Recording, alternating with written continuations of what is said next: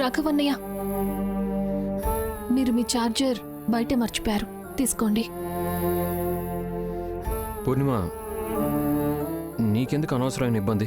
అంటే ఇది ఎవరన్నా సర్వెంట్ కూడా తెచ్చుండేవాళ్ళు కదా. నాకు కనిపించేసరికి మీకు ఇది ఇద్దామనుకున్నా. ఇప్పుడు మీ వస్తువులన్నిటి గురించి చూసుకోవడానికి తన ఇంట్లోనే లేదు కదా. ఓ, అంటే నువ్వు నాకు ఈ ఛార్జర్ తెచ్చివ్వడం నీ కేరింగ్ కాదు, నీ కోపం అన్నమాట. నేను రేఖతో బిహేవ్ చేసిన పద్ధతి నీకు తప్పు అనిపించింది. లేదు, నేనెందుకు అలా అనుకుంటాను? నేను జస్ట్ మీ బావ భార్యని అంతే. మీకేమైనా చెప్పడానికి నాకేం హక్కుంది? కమాన్ పూర్ణిమ, నీకు తెలుసు కదా నేను నా బావ భార్య కంటే నిన్ను ఎక్కువగా నా చెల్లెలా అనుకుంటాను. మరి ఇదే. వదిలేయండి రాఘవన్నయ్య, ఎందుకంటే పొరపాటున మళ్ళీ నేను మిమ్మల్ని ఏమైనా అనేస్తే రేపటి రోజున మళ్ళీ నేను బాధపడాల్సి వస్తుంది. అందుకే మీరు ఈ ఛార్జర్ తీసుకొని మీ ఫోన్ ఛార్జ్ చేసుకోండి. నా ఫోన్ ఆల్రెడీ ఛార్జింగ్ అయిపోయింది పూర్ణిమ. బాగుంది రేఖ, నువ్వేమో కోపంతో వెళ్ళిపోయావు. ఇంట్లో మిగిలిన వాళ్ళు కూడా నాతో కోపంగానే బిహేవ్ చేస్తున్నారు. ఈ క్షణం తెలియని బాధను మోస్తూ ఇరువురం అసలే కదలేనిది ఎందుకు కలిసామిద్దరం. తీయని గాయం ఎదనే బాధిస్తుందిలే, పూదండను దారములాగా అల్లేస్తుందిలే.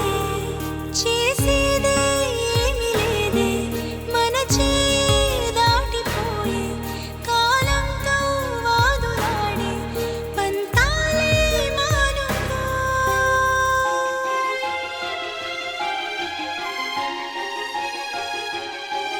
మునిమాపుల చందం మన ప్రేమ ప్రబంధం, జత కలవని దూరం ఇరువురి పయనం.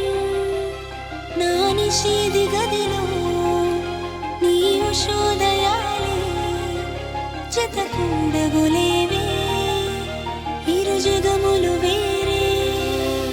ఆ ఎండమావుల భ్రాంతి లాంటిది మన ఈ బంధం. నా రాతలో ఏ గీత నిన్ను చూపదే సాక్ష్యం. నిదురించే నదిలో మొదలాయను అలలే, ముసుగేసిన ఎదలో చిగురేసెను కలలే. ఇంటి నుంచి వెళ్ళిపోవాలనే నిర్ణయం నీదే కదా రేఖ. నేను నిన్ను ఆపడానికి ప్రయత్నించాను కూడా, నీ వసంత కేళే కానీ చెలి ప్రపంచం దీని గురించి నేనెందుకు ఎక్కువగా ఆలోచిస్తున్నాను? నీ కలే కనాలే. ఆ ఎండమావుల భ్రాంతి లాంటిదే మన ఈ బంధం.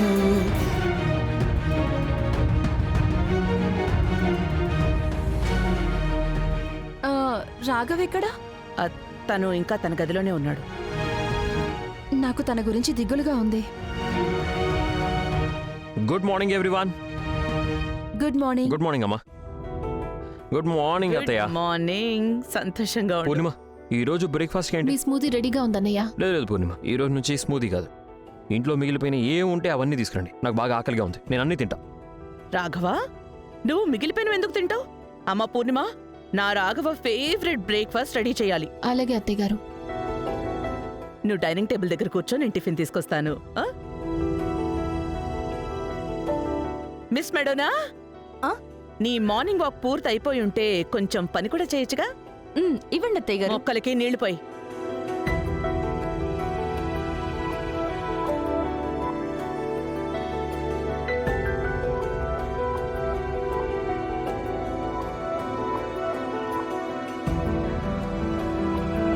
మన ఇంట్లో ఇన్ని మంచి మగ్స్ ఉంటే కూడా నువ్వు ఈ పగిలిపోయిన మగ్లో తాగడం అవసరమా? తెలీదు, కానీ నేను ఇంట్లోకి వచ్చి యూజ్ చేసిన మొదటి మగ్ ఇదే. అందుకే ఇందులో ఎప్పుడు టీ తాగినా సరే నాకు నిజంగా మా ఇంట్లో ఉన్నట్టే అనిపిస్తుంది. నువ్వు ఇంట్లోనే ఉన్నావా నీకు అనిపించేలా చేయడానికి పగిలిన కప్పులు తాగడం అవసరమా? నేను సరిపోనా ఏంటి నీకు సొంతం అనే ఫీలింగ్ తెప్పించడానికి?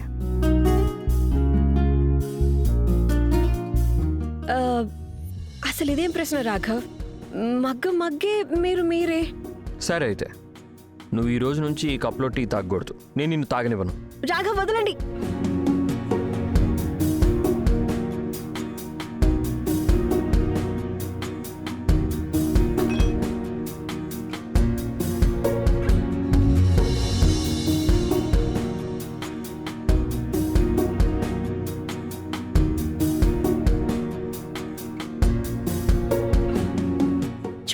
టీ ఒలిగిపోయినా కూడా నా పగిలిపోయిన మగ్గకు మాత్రం ఏమీ కాలేదు. ఇప్పుడైనా నమ్ముతారు ఇది స్పెషలే అని? చూడు నేను నీకు ముందే చెప్పాను కదా నాకు కొంచెం పిచ్చుందనా?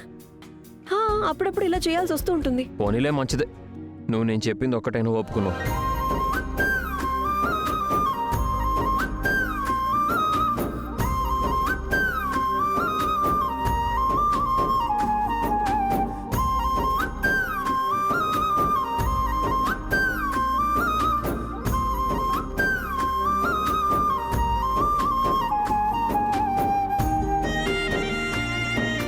సంతోషంగా ఉన్నట్టు నువ్వు ఏం ముసుగు వేసుకుంటున్నావు? ఒకవేళ నువ్వు నిజంగానే సంతోషంగా ఉండాలనుంటే రేఖని తీసుకొచ్చాయి. నువ్వు రేఖని మిస్ అవుతున్నావని నాకు తెలుసు. ఈ నర్మదా నా ప్లాన్ మొత్తం పాడు చేసి ఊరుకుంటుందో ఏమో. నర్మదా, నువ్వు చెప్పిన దానికి నేను ఒప్పుకోలేను. ఈసారి రేఖే చిన్నదాన్ని పెద్దది చేసింది. నా ఉద్దేశం రాఘవ పొరపాటు పడ్డాడు, కానీ అన్ని విషయాలు క్లియర్గా అయిన తర్వాత రాఘవ రేఖని ఆపడానికి చాలా ప్రయత్నం చేశాడుగా. కానీ రేఖే తన పొగరుతో ఎవ్వరి మాట వినలేదు. తన అత్తింటిని వదిలి పుట్టింటిలో వెళ్ళి కూర్చుంది. నా రాఘవ ఏం చేయగలడో, ఎంత చేయగలడో తను చేసేశాడు.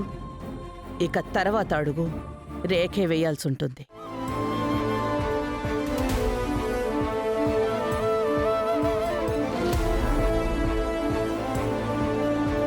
రాఘవన్నయ్య, మీ బ్రేక్ఫాస్ట్. ఆకలిగా లేదు పూర్ణిమ, నా స్మూదీని ఇచ్చేయి.